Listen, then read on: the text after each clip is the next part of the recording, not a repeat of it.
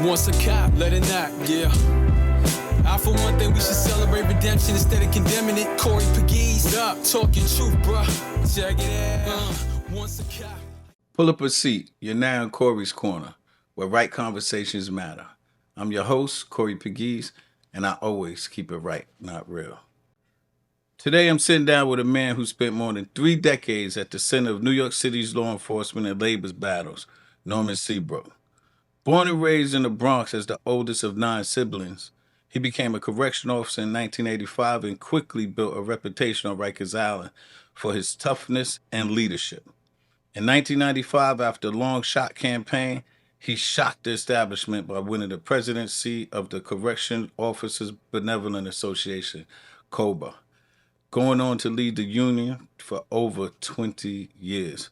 Along the way, he fought for equal pay and benefits, created a Widows and Children's Fund, and pushed through landmark legislation to improve conditions for correction officers. But his story doesn't stop there. His career includes high-profile honors, community work, and one of the most public corruption cases in New York Union history. Today, we dive into the victories, the controversies, and the lessons learned with Norman Seabrook, my brother. My man, good to see you, brother. Thanks for coming on. Thank you for having me. We've been waiting, man. The people have been waiting. Before we go into it, I got to shout my sponsors out. This episode of Corey's Corner is powered by Corrupt Mob MC. Brotherhood, community, and strength on 2 wheels. From the open road to giving back, Corrupt Mob is more than a motorcycle club. It's a family. Respect the ride, Corrupt Mob MC. And Vodka, the smooth fusion of premium vodka and tequila. Whether you're celebrating a win or just enjoying the moment, Vodka brings the fire to every occasion. Drink responsibly and taste the mix at vodka.net. Let's get into it. Tell us a little about your upbringing in the Bronx. First of all, thanks for having me, and to your viewers, God bless them, man. I grew up in the South Bronx during the 60s, 70s, 80s. It was tough, man. You know, people on the streets doing all kind of things, man. Drugs, alcohol, heroin, nickel bags, dime bags, gangs. They don't skulls. know about nickel bags. No, they don't know about it, but, you know, it had a lot of seeds in it, too. You know, but They really was tray bags. That's what it was, a big tray bag. Okay. Loose joints. All of that stuff was common. And when I grew up, I started out working as a young age because my dad wasn't around, and I felt compelled, being the oldest boy in the family, to do what was right for my mother. Just celebrated my mother's 93rd birthday. Wow. She's still with us. Still Happy looks birthday, great. Mama Seabrook. You know, and she's doing great, thank God. Nice. You know? And I had I don't want to say a difficult upbringing, because you have to make a choice in life on what you want to do with your life. And my mother always instilled in us to do the right thing. And I did the right thing. Married now 41 years with my wife. High school sweetheart. I want to say, yeah, I met her when I was 15 years old. So, you know, we had our ups and downs before we got married. And now that I'm married, 2 beautiful daughters, I'm happy, man. So growing up in the Bronx is a good look. It sure as hell beat the hell out of coming to Queens with all these different streets and addresses and corner stores and all this other stuff. But I'm happy to be here with you, brother. And I wish you nothing but success in what you're doing. Thank you so much. What originally drew you to corrections in What 1985? drew me to become a New York City correction officer is I took every exam because my mother-in-law at the time told me you need to take every exam that comes up. And I did. I took the correction, I took police, I took whatever. And correction called me first. So I became a New York City correction officer. And then NYPD called me a year later. In 85, I became a correction officer. NYPD called me in 86. But I had already completed probation. So I said, oh, hell with this. I'm not going to start all over again, because you never know what could happen. And I went on to become the president of the Correctional Officers Union. Well, let's hold on to that. Okay. Well, let's hold on. We got some presidential questions for you, too. Okay. But it's just like my story and, you know, other audience members out there. That's what we did back then. Take every test. Today, you can't get these kids to take one test. They want to They don't want to take one test, but we all took all the exams. Your parents told you, get a house, 2 cars, white picket fence, get insurance, take care of your family. But these I kids think today, that part of it is because we don't spend enough time communicating with our kids. We allow the telephone to do everything for us these days. And when you have an iPhone and you're constantly on that iPhone is going to become your teacher. That iPhone is not saying that you need to take a civil service exam and become a blue collar worker and you could get a pension 20 years, 25 years, 30 years, whatever it may be. So we've lost touch. And I think that that's important that we remember what I just said. We've lost touch. Now it's time to get the touch back. How do you get the touch back? You get the touch back by communicating with the young people. I mean, I'm being honest with you. If you walked out of here right now and walked down the street, you probably wouldn't say hello to 5 people. You would probably keep going. But you see, that's not who I am. If I make eye contact with you, I'm going to speak to you. That's the way that I was raised. So we have to get back to basics. in your view, what qualities separate a good correction officer from a great one, especially in a place like Rikers Island, which is, if I'm not mistaken, biggest jail in the country, right? Yes, biggest municipal jail in the biggest country. municipal. I don't know if it's the most violent, but it's the biggest municipal in the country. I think what separates a great correction officer from a good correction officer, I was a great correction officer because I How knew. did I know you was going to say that? Well, because that's just who you know me to be. You can't have it 2 ways, brother. Come on. You wouldn't have me here if you thought I was just good. You only bring great people on your show, right? Exactly. Okay, so as me being a great correction officer, what the difference is because even when I worked inside the facilities as the security officer and I seen inmates that I knew from the streets, they still called me Norman. And they still didn't get nothing extra from me. That's a great correction officer, knowing your position. A good correction officer is intimidated and they're going to bring them something in. I had no problems with that. Now, don't get me wrong. If I was eating a sandwich on my post and I finished my sandwich and Shorty over there was hungry, he could have the rest of my sandwich. I don't care what nobody said, because I'm not throwing food in the garbage. That's just who I am. So a great correction officer and a good correction officer, a great police officer and a good police officer, you have to be able to understand the person that you're dealing with. You're dealing with 60, 70, 100 different personalities at one time in an 8-hour shift. Each time you deal with each and every one of those individuals, you have to take on a different identity. But always staying firm and consistent on who you are, they will respect you more. I couldn't have said it any better. And that goes for any law enforcement personnel, any probation, whatever it is. Absolutely. You can't lose your integrity or sight of who you are. Right. Which you're going to learn at home anyway. Now, you led COBA for the union for over 2 decades. Looking back, what do you consider your most transformative win for officers? And what was the hardest fight that you had to wage? And before you answer that, I want to tell you this. I have to look in the camera. Now, I've known Norman a long time. His reputation precedes him. Let me tell you, I knew 1, 2, 3, 4-star chiefs in correction officers, captains, all of them, DEPs, ADWs, all of them. He was so well respected in that organization. From what I hear, when you would walk into the jail, the chiefs would get nervous. I mean, the chiefs would get nervous, say, Norman's coming in, because you always took care of the men and women that worked under you. Now, back to the question. What was you consider your most transformative win for officers, and what was the hardest fight?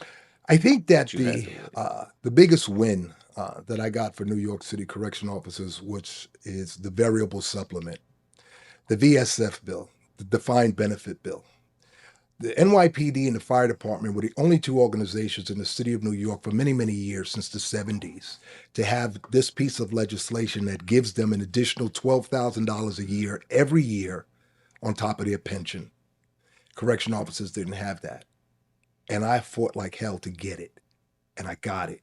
So every New York City correction officer receives the same benefit as a firefighter or a police officer, which is $12,000 every year, December 15th, for as long as they are alive, on top of their pension.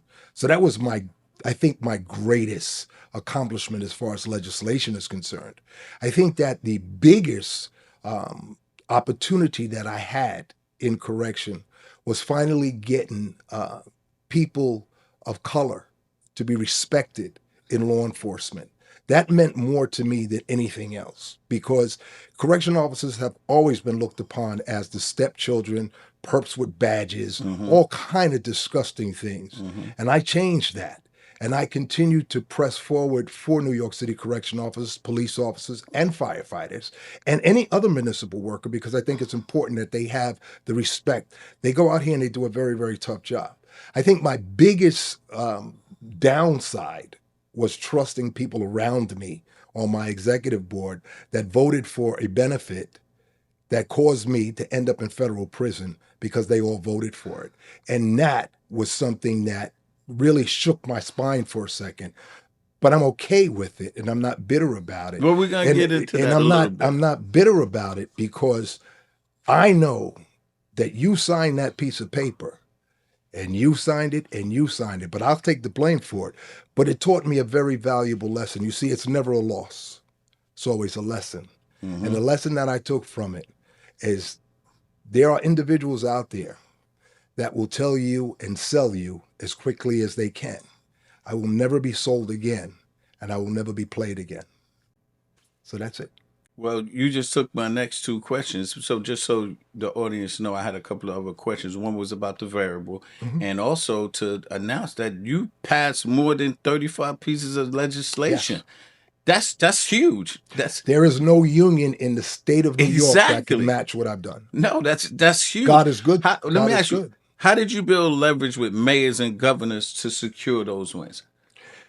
It's about who you are. Let me give you an example.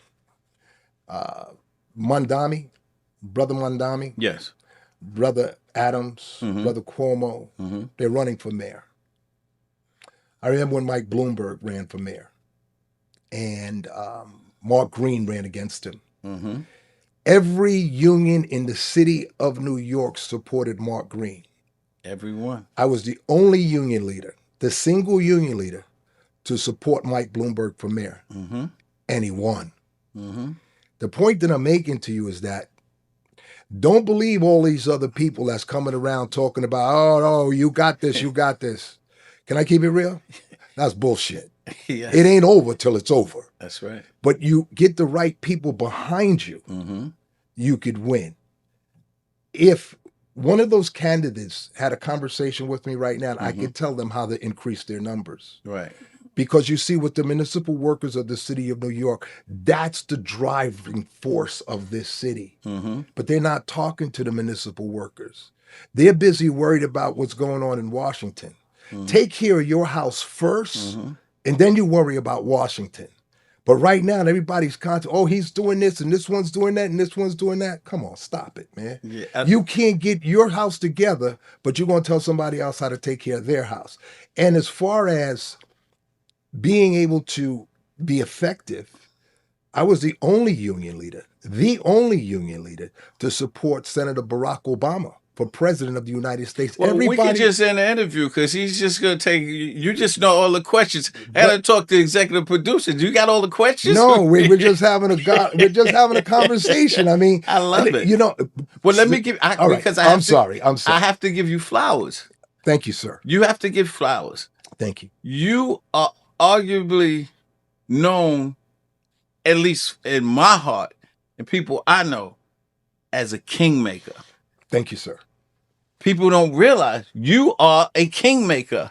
And if it wasn't for the hiccup in your life or career, I'm saying, I think you would Eric Cap, you would have been the first black mayor. Yes. I believe people knew that I wanted to run for mayor, and that's why the hit came. You would have been the first, the second, you would have been the second black mayor. But you've been a kingmaker and doing stuff unusual, your own way. You picked Bloomberg. I remember it was like Norman is endorsing this. No one else is endorsing. He gets picked. Barack Obama before was sexy change, whatever that slogan he had. Si se puede. Yes, we can. Yes, we can. And all. Before all of that, you was on the bus. Yes. You have been on the forefront. So I have to, on Corey's Corner, let people know he is a kingmaker. if I had $1,000 right now and I was betting on somebody to win the 2025 mayoral race, I would call you and ask you, yo, no, who am I put my money on? Let's think for the next election, 2026 governor's race. Hold that 1,000. You're gonna double that. Okay, well, My man. I need to trip. It's 1,000. They at least give me about 8 back on that. They gonna give you a lot more. But you know what? In continuing that conversation, But Corey, how did you get to, you know, the intuition to pick these winners like where that came from nowhere? because, and I say this wholeheartedly, brother. God, we in tune, baby. And at the end of the day, Corey, everybody went with Hillary Clinton. And I said, no, it's going to be Senator Barack Obama. And they said, you're crazy. Everybody went with Mark Green. I said, it's going to be Mike Bloomberg. They said, you're crazy. Everybody in 2016 went with Hillary Clinton. I said, it's going to be Donald Trump. And they said, you're crazy. It's public information. Right. Yeah. And ever since I went and I supported Donald Trump in 2016, I remember it distinctly. Rudy Giuliani and I were having a cocktail, and we were at the Havana Club. And Rudy said, Norm, I'm going on Fox News tonight. What do you think about Trump? I said, Trump's going to do all right. He's going to win, and he may be able to create jobs like the Reagan administration did for New Yorkers and for the country. He said, can I say that? I said, I don't care. He got on Fox News. He said it. That was April. In June, I got indicted. It is what it is. But I honestly say I would never want to repeat that again. Right. But wow, the lesson that I got, priceless. Priceless. Because the people that I thought were with me, they ain't with you, bruh. You by yourself. Did nobody knock on my door? No, I'm not going to say nobody. The people that I thought would knock on my door to make sure the lights were on, Right. they weren't there. The people that I thought would make sure that my wife had food in the refrigerator, they weren't there. But like I said, it's not a loss, it's a lesson. Right. Because now when they see me, all I do is smile at them. Yeah. Ask them how they doing, how's their family. Because listen, a con man is a manufacturer of anything. You got people telling you're going to get a free bus ride. You ain't getting no free bus ride. You ain't getting nothing for free. And if you do get it for free for a week, when the free runs out, what you going to do then? You understand? These things have been tried before. Yeah. This has been tried in Cuba. This has been tried in Venezuela. All this free. No, it doesn't work like that. You have to be responsible. They don't even have it in a platform that makes you believe 90% of it. It's right. You look at it and you got to say to yourself, this is bullshit. It can't be. But since the iPhone raises us, right, they believe it. Yeah, it's unfortunate. Let me tell you, when I woke up 2016 and I was on the front page of the New York Post, ever since then I learned the only people who's behind you is the one you look in the mirror. That's right. It's nobody. That's right. So that's how I operate now. Like everybody gonna be sucking on you, like yo, you my man, Yeah. And then when shit hit the fan, like you said, nobody's there. Let's pivot. My wife is my people. The wife is your and life. And my daughters are exactly. my pebbles. That's and my grandkids. The rest of them, and I love the people that supported me. There are some hundreds of people that supported me. And I'm not going to say that they didn't. And I'm grateful to you and I appreciate you. But we still got more work to do because at the end of the day, we can't continue to allow ourselves to be subjected to what's happening to this city and in this state. So let's pivot to some of this other honorable stuff you was doing. You directed morgue operations during 9/11. That had to be an unimaginable experience. Over 3,000 people died that fateful day. I didn't know. See, a little research on Corey's Corner. We do a little research. You know, the EP was sending me these questions. I said, he directed morgue operations? Yes. I didn't know that. We closed the street. All the bodies that came in, if they were law enforcement or... where were the bodies for the morgue? The bodies, some of them was just a drape of, an American flag Right, over. right, right. No, I mean like location. Were y'all taking them to a location? No. They came into the medical examiner's office. Okay. They brought them all to the medical. Manhattan? Yes, on First Okay. Avenue, and then we had to get refrigerated trucks and Right. stuff like that. And it was horrible, man. I remember seeing a body come in of a woman and a child. She was holding the child. And they were burnt to death, man. It's horrible. Yeah. But I did what I had to do. And I think that it's important, and all the correction officers that did what they were supposed to do. They helped set up communications for 9/11, blankets, cots, things like that, food that we got from facilities and other restaurants helped out as well. But to all of those men and women, volunteers and all from all agencies that helped out, I truly appreciate that. And I know their families appreciate that as well. But it doesn't stop there. You did humanitarian work for national disasters. I specifically remember Hurricane Katrina. Yes. You was one of the people that was in charge of Hurricane Katrina, rallying up Timmy Pearson. You had Timmy Pearson with you and the crew, right? Y'all had buses going down to Hurricane Katrina. I didn't know you was involved in that. Yes, the city of New York, as far as I was concerned, wasn't moving fast enough. So what I did was I went to the commissioner of the agency and I said, I want you to give me 50 correction officers and I'll pay for whatever it is that I got to pay for. Send them down to assist in any way that they could. And they did that. And there was a dep on the bus. His name was Bailey. He got promoted when he came back because I pushed for him to get promoted too. Right. Because he did a good job, and so did the men and women. He's still speaking to you now? I speak to him. Okay. Because some of these people forget. They do forget, but it's okay. I'm reminding him now. Only on Corey's Corner. And I also did disaster relief for Puerto Rico, Dominican Republic, yes, and Haiti. So I didn't leave anybody out. So no one could say to me, well, you did for this one, you didn't do for that one. Right. We did for everybody. I remember when the different fraternal organizations would come and say, listen, can you buy tickets to this or can you buy tickets to that? I said, let me make a blanket comment for everybody.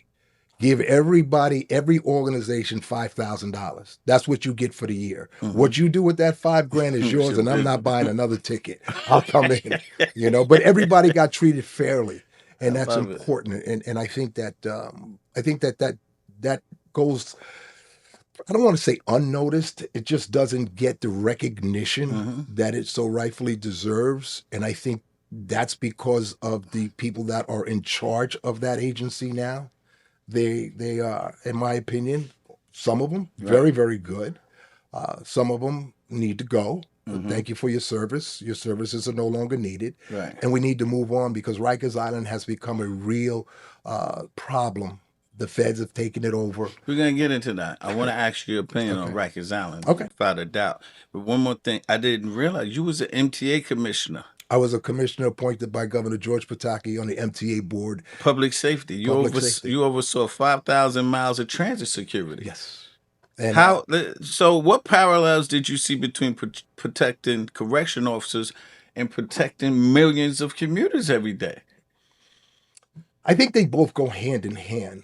And why do I say they both go hand in hand? Because I think that protecting anyone, whether it be one person or 100,000 or 1 million people, you have to have it in your heart to want to do it. It has to be in you. It can't be looked upon as whether you're black or white, Hispanic, Mexican. Those things shouldn't matter. What should matter is who you are. If you love yourself, then you're bound to help other people. So it didn't matter to me whether it was 5,000 miles of track or 5 facilities on Rikers Island with 5,000 inmates. Inmates got treated very well by me. That's why I don't have a problem in the city of New York. I could walk anywhere in the city of New York and have somebody go, yo, that's Seabrook right there. That's right. Because of who I am. And I treated you right. I didn't have to use force. I didn't have to beat on you. I didn't have to get 5 other guys to jump you, kick your eye socket out your head, which I think is disgusting and wrong. And I told officers all the time, use whatever force is necessary to terminate that situation, and then after that, that's it. But some of them want to go over and beyond. And my thing to you is, now let me see how you're going to write that report. Let me see how you're going to write that. You can't write that. Right. You know? So, yeah, I think that everything goes hand in hand, Corey. Man, listen, this is going good, but I'm going to get you right now. Okay. We're at the segment of Corey's Corner called the Spitfire Round, where I ask you questions, rapid fire questions, and you give me one-word answers. Okay? One-word answers. One-word answers. That might be a little difficult. Nah, it's easy. Okay.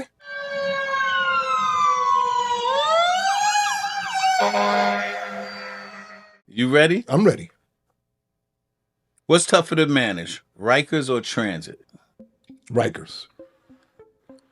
Which role fits you best, union leader or radio host? Governor. You heard it here on Corey's Corner first. Do correction officers get the respect they deserve in New York City? No.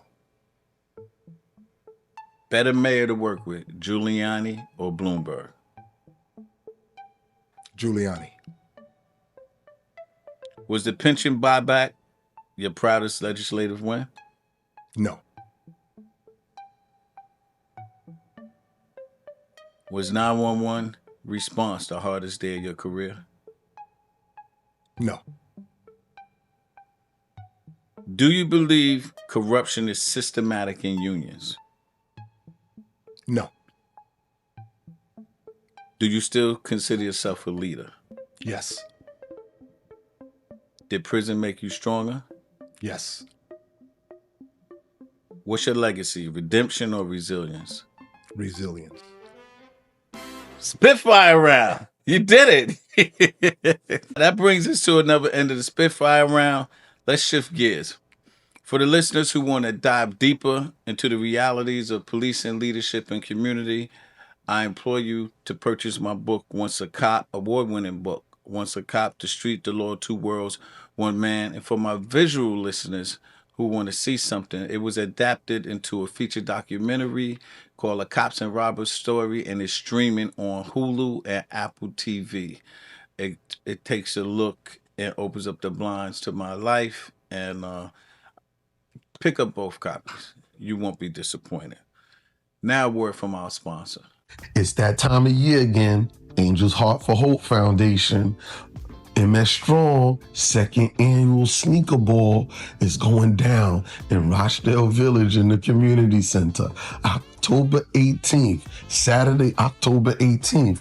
We're getting close. And listen, all we're doing is providing funding and equipment for people who suffer and are afflicted with multiple sclerosis.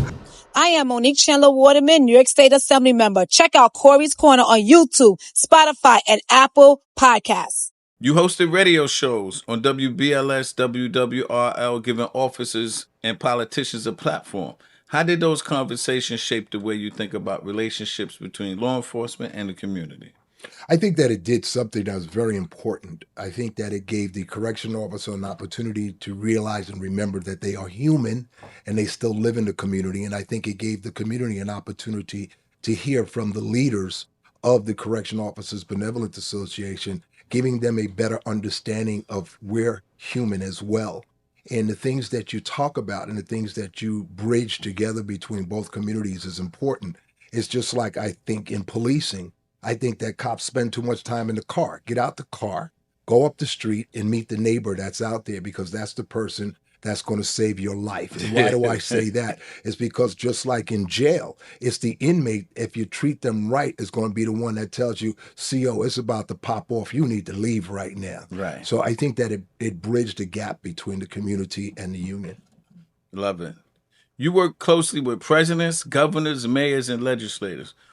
Which political relationship taught you the most about power and compromise? I want to say it probably was the Pataki administration.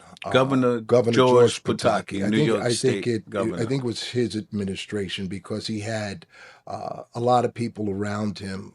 He had Rudy Giuliani was mayor of the city of New York, and people would ask, and let me be candid, if I will. People say, well, how could you support Rudy Giuliani? Rudy Giuliani gave correction officers, let me back up for a second. I was the head of the Uniformed Forces Coalition. The Uniformed Forces Coalition is a group of labor organizations that come together as police, fire, sanitation, correction, detectives. All of us come together and we sit down and we negotiate a contract. And I will never forget, we're sitting around trying to get a raise. And the raise that's on the table is 3%. For the Uniformed Forces Coalition. So a couple of the individuals in the room said, well, if you think you could do better, Norman, go ahead and do it. So I went into, God rest his soul, Jim Hanley, former commissioner of labor relations, and he got the mayor on the phone, and me, Mayor Giuliani, and Commissioner Hanley, we went up to Gracie Mansion. And I tell this story because it's an actual true story. And the three of us sat on the deck in the back of Gracie Mansion. We had a scotch, we had a cigar, and I came back with 5, 5, and 5 for the Uniformed Forces with no givebacks, no nothing. The only group at that time to not accept it, and I don't know why, was the PBA.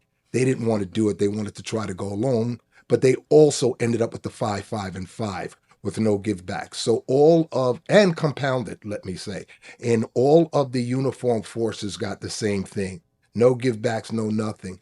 And that was a pivotal point in negotiations of the way that I negotiate and the way that others. And as far as legislation concerning Albany is concerned, Governor Pataki and I have a great deal of respect for that man. As a matter of fact, he appointed me to the MTA board, okay? And David Patterson fired me from the MTA board when Spitzer and those guys came into office.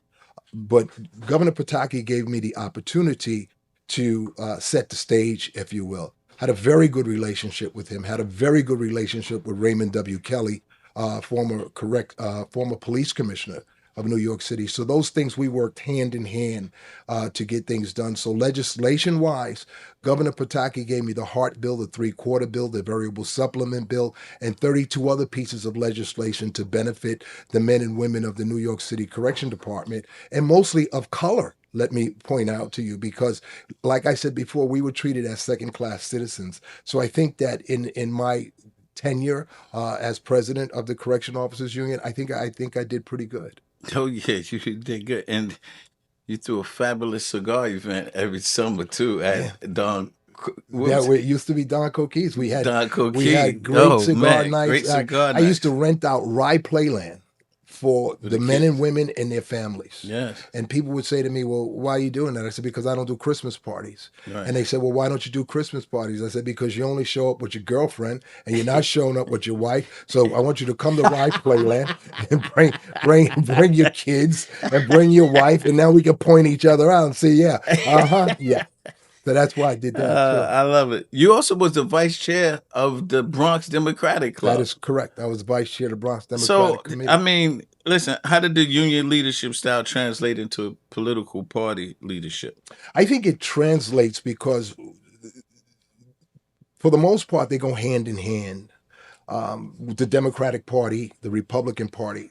But what I think the biggest problem comes in at is no one wants to call a spade a spade. Okay, I call it like I see it. Okay, the Democrats, I'm calling them, all they do is kick the can down the road. They have done absolutely nothing for New York City or New York State. They sit in office, they promise you the world, and then after the election, they disappear until the next time for the election. You may get one or two here or there to do something a little bit.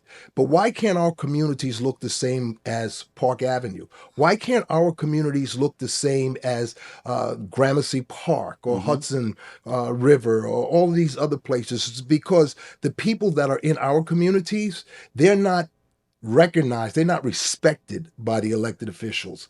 If they were respected by the elected officials, we would not be faced with the amount of shootings that we have, the robberies, burning people on the subway. This is crazy. And we keep drinking the Kool-Aid, thinking that it's going to get better. It's not going to get better until we get better. And at the end of the day, I'm not going to sit by and just talk about it. I'm going to be about it. So we have to change some of the people that are in office right now. Just kick them out. Get rid of them. They're not doing anything for us. I'm ABE. Okay. Anybody but Eric. Anybody but Eric. Eric, in my opinion, Eric could have done so much more. Could have done so much more. But Eric, I think he had it right here. I think he had it. I look. I think Eric is a great brother. I think Eric caught a situation where he's just like, okay, what do I do now? He's in over his head. It's quite because obvious. Sometimes when you surround yourself with people that don't know what they're doing, these are the things that happen. Well, listen, I can't have this Corey Corner beat up Eric. No, Eric's not every single week. Well, you're not beating him up. That's your opinion. But you see, you do know I have a 35-year relationship with him. You know that. I have the same amount of years. We know. He was in the assembly. Eric didn't even support. He ran people against me. Yes. So at the end of the day, well, look, they're not mad at you. 34 years before I said Eric Adams. But you don't mean that. You had a stumble. In 2019, you were sentenced to 58 months in prison for honest fraud and conspiracy. Mm-hmm. How did you internally process that judgment, both legally and personally at the time? I put a lot of faith in God. I was sentenced to 58 months. I came home in 21. I'm taking another question. No. I came home because the judge, in his words, just don't look right. I know. And he let me go. So I've been home. I've been scot-free since 21, 22. So one of my questions was, the judge reduce your sentence citing an unjust disparity with your co-defendant? Your co-defendant was released early, right? My co-defendant never went to jail. Never went to jail? No, he didn't go to jail. The co-defendant never went to jail? No. I'm firing the executive producer. Why? Why would you fire them? I'm only joking. At the end of the day, I'm only joking. Okay, but what but at the end, they say it was unjust disparity between you and your co-defendant. I guess they're saying you got sentenced to 58 months. The co-defendant did not get anything. Okay, and that's why the judge said it was unfair. But at the end of the day, I got time served. So at the end of the day, I'm good to go. So it doesn't bother me. I learned like I said, it's not a loss, it's a lesson.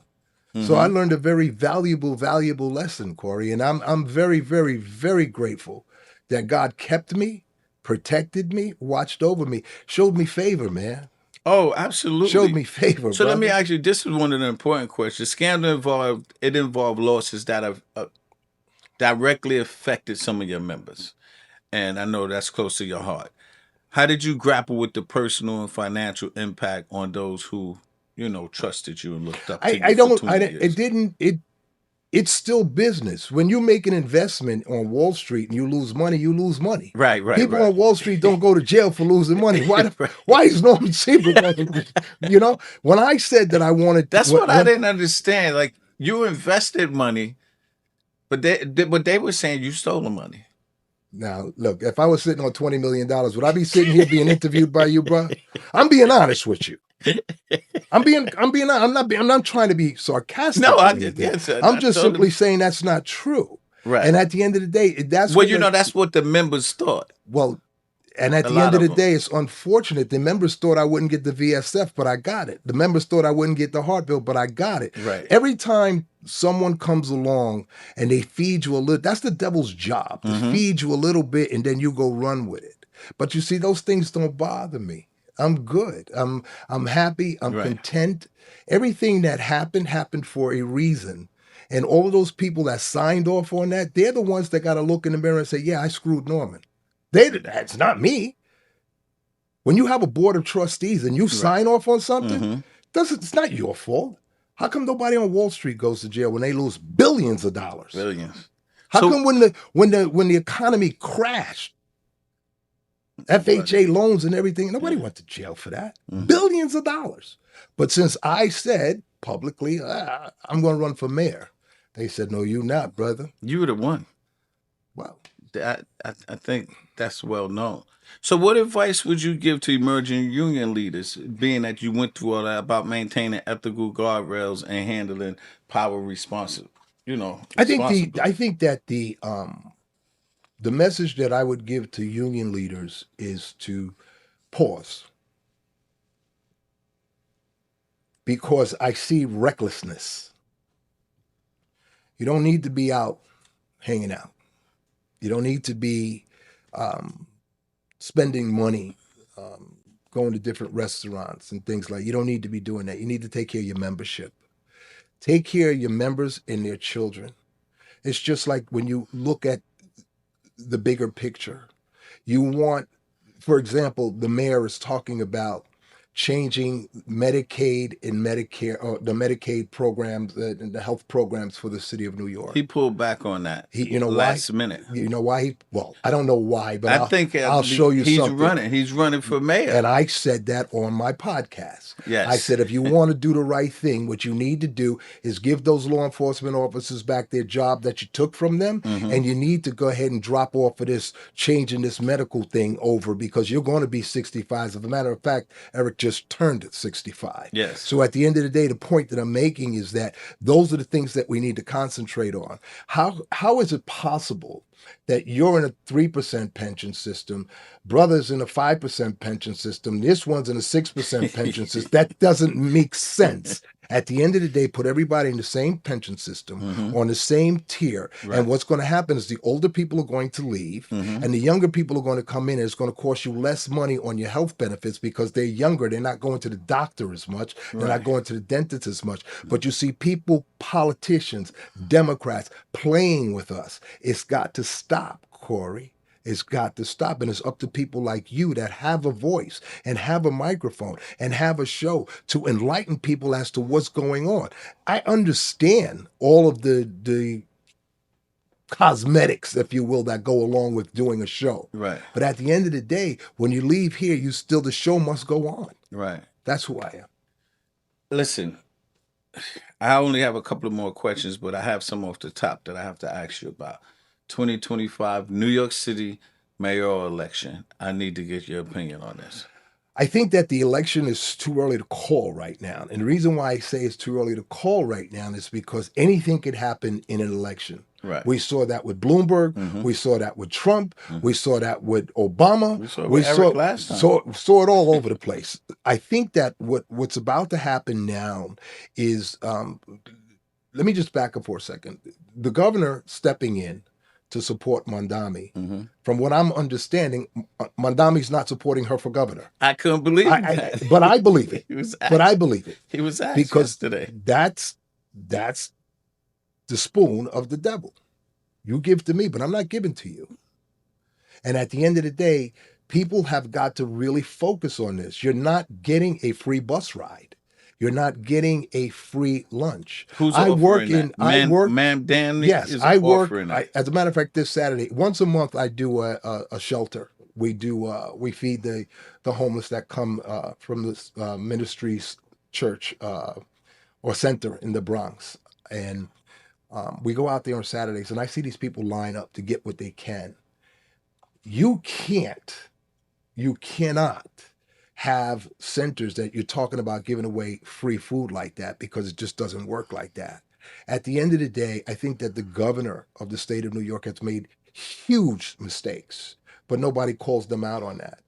When you stand there and you say that you're going to give $200 or $400 to low-income individuals, and then you tell them, don't spend it in a liquor store, and nobody talks about that.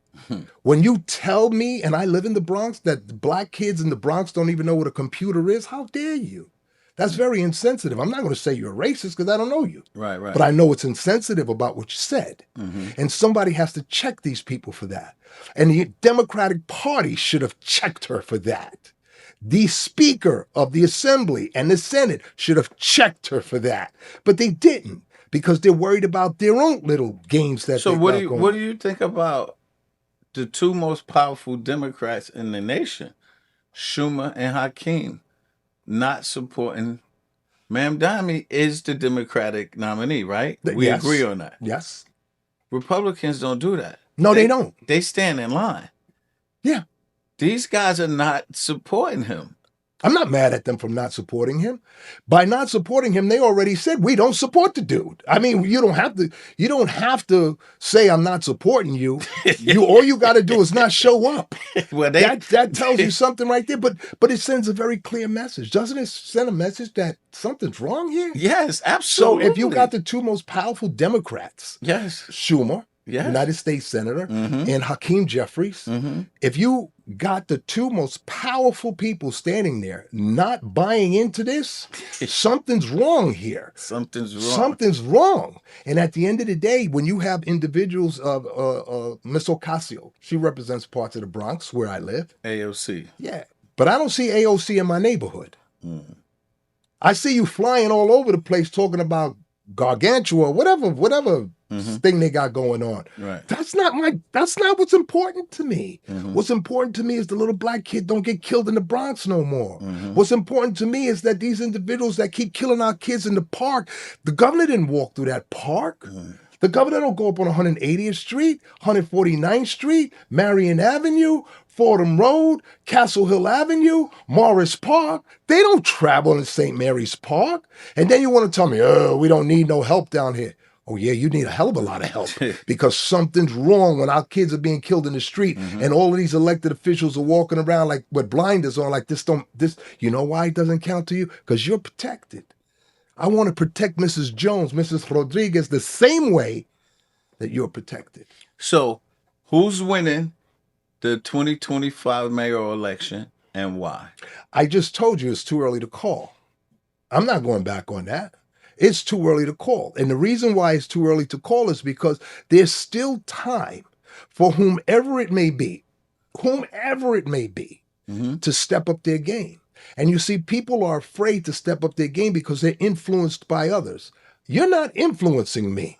Okay, I have my own opinions. I have my own determination of how I get things done. I will listen to you. I will converse with you, mm-hmm. but you are certainly not going to spoon feed me that line of everything's free. That's not happening. You don't tell me what you're going to do about the situations that are occurring. Inmates are there's 12, 14 inmates killed dead on Rikers Island in 1 year, mm-hmm. and that's the most I had in 20. There's something wrong. There's something definitely wrong. And it's not the inmate all the time. Mm-hmm. It's the management. Mm. When you don't know what you're doing, they don't know what they're doing. And so when they don't know what they're doing, that's the end result. What you see is the biggest challenge facing correction officers in New York City? The biggest challenge facing correction officers right now is leadership. Can we talk about the Fed takeover and that? Sure. What's going on with Rikers Island? I think that the feds had no choice but to go in. You're not doing what you're supposed to be doing. You're kicking the can down the road. And at the end of the day, I'm not mad at them for taking it over. Maybe it'll get better. Maybe it'll get worse. I don't know. But I know the change was needed, man. The place is horrible. How are you going to justify spending $5 billion to build one facility in the South Bronx? $5 billion. That was the first number under de Blasio.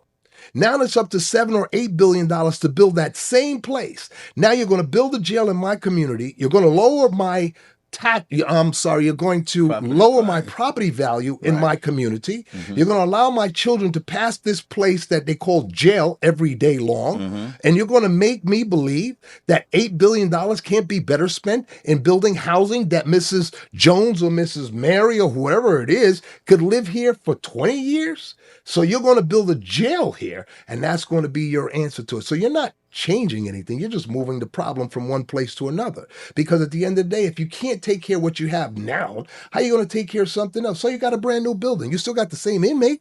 Nothing changed. No. You still have the same inmate. Not only that, why don't you take half of that money and refurbish some of the facilities that you have on Rikers, make it better, make it more accountable, get rid of some of those managers that don't need to be there, and start fresh, start new.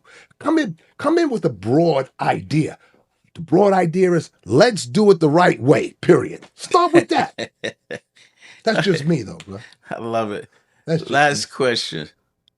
If you had to summarize your legacy union leadership, public service, and even through controversy. How do you want to be remembered? How God wants to remember me. I don't care what you think. I think Prime Time said it best. What makes you think I care what you think about me? Prime definitely said that. Well, you didn't make me, so you can't break me. Exactly. You understand? And I say that, Corey, and I say that, and I don't mean no disrespect. We're just having fun here. But I'm serious about everything that I said. Yes. I am not conversation joking about what I said. It's time for us to make a change. It's time for us to really start to evaluate ourselves as what we believe the best foundation is for our families and our children and our communities. Hochul don't live in the Bronx. Mondami don't live in the Bronx. Cuomo don't live in the Bronx.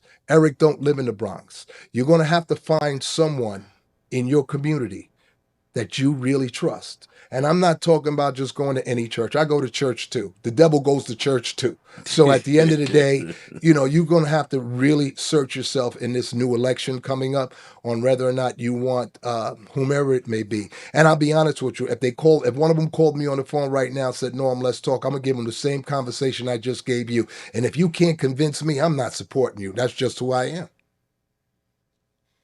I guess that's your wrap. Is there anything else that you wanted to add before I can add wrap? something. I can add something? Yes. You can follow me on my social media as well. My Instagram, my TikTok, my Facebook, and my YouTube. Norm Seabrook. Get up, tighten up. Appreciate you. Thank you, Brother Corey. You are truly a blessing. I'm so happy to see you. I mean, you look good, bro. You too. And I know you I'm went through some things too. I'm glad that Norm is like me. We not with the die. Like, we know we're not gonna be 30 years old again, Norm. I'm 65 years old, bro. Yeah, but you got 70-year-old people dying there. Yeah, These guys have lost their mind. I ain't Well, doing that. thank you. Your journey is layered with triumphs, challenges, and lessons. I'm so happy to have you on there. You've been a brother for a long time. Always gonna be. Called you 15, 20 years ago when I needed something for somebody. That's all right. I took care of it. We don't have to talk about that. Let me ask you a question. What do you think about me? Where do you want to see me a year from now, 2 years from now? I'm going to tell you from my heart, I don't even think you touched the surface of what you can do politically in New York City. I think there's a place for you. You got all these other clowns. I mean, Eric indicted 5 counts. I read the indictment. If Kamala Harris wins, Jumane's the mayor right now. We know that. He's in jail without a doubt. Matter of fact, right before they left, they was getting ready to hit him in the ass with more charges. It was more indictments. So we got a president got 34 indictments. You went to jail for 20 months. So what? No harm, no foul. You did your time served. You have something that a lot of people don't have. That's knowledge, wisdom, and understanding on how this political landscape goes. And you already know the Pegues house is open for a fundraiser, and we writing checks for you whenever the time is here. You heard it here. You just got to promise that you come on Corey's Corner. After you do your big announcements, you got to come on Corey's Corner and let the people know. Y'all heard it here. I'm holding his feet to the fire. I got. When you meet people like yourself, bro, you gotta come to you first. You gotta come to people like you first. And you got a book in you. Doing no book yet. Let me tell you. So you know how this book came about? No. I journaled for my career. I journaled, but more importantly, I was at a convention one day, and I went to one of the classes, and you know what the class was? Everyone has a book in them. Yes, they do. Everyone does have a book. I just said I'm not ready to write mine. Yo, no, it just touched my heart. It's just another chapter. And he did his whole spiel, and I was like, wow, I've been journaling. I could write a book. Yes, you can. So your story, my book would be something. It had so many different layers to it. I signed with Simon & Schuster. We're gonna get everybody. I appreciate you. Right now, I need you in a year and a half from now. You gotta take somebody's seat. We gotta bring some type of normalcy back, and somebody who we trust and believe in that's going to fight for the citizens. Because it's about us, man. It's not about me. It's not about you. It's about us. It's always there's us. Somebody out there right now, man, that's suffering, man. And it's hard. It's hard, Corey. And at the end of the day, people think it's a joke. They think it's a joke, man. It's crazy. It's getting worse. And they think it's going to get better. It's not going to get any better. Until we change the people that's pulling the trigger. Until we change the people that's pulling the trigger, it's not going to get any better. We're headed for self-destruction. We are in uncharted territories. Yes. Uncharted territory. Again, I appreciate you coming on, man. I appreciate you. I love you, man. You already know. I appreciate you, bro. For our listeners, if you found value in today's episode, please like, share, and subscribe. This is another episode of Corey's Corner. Remember, keep grinding, keep pushing. It's not about where you start. It's always about where you finish. And he's a true testament to that. I'm Corey Pegues, and you know always keep it right, not real. Peace. Once a cop, let it knock, yeah. I for one thing we should celebrate redemption instead of condemning it. Corey Pegues, what up? Talking truth, bruh. Check it out. Once a cop.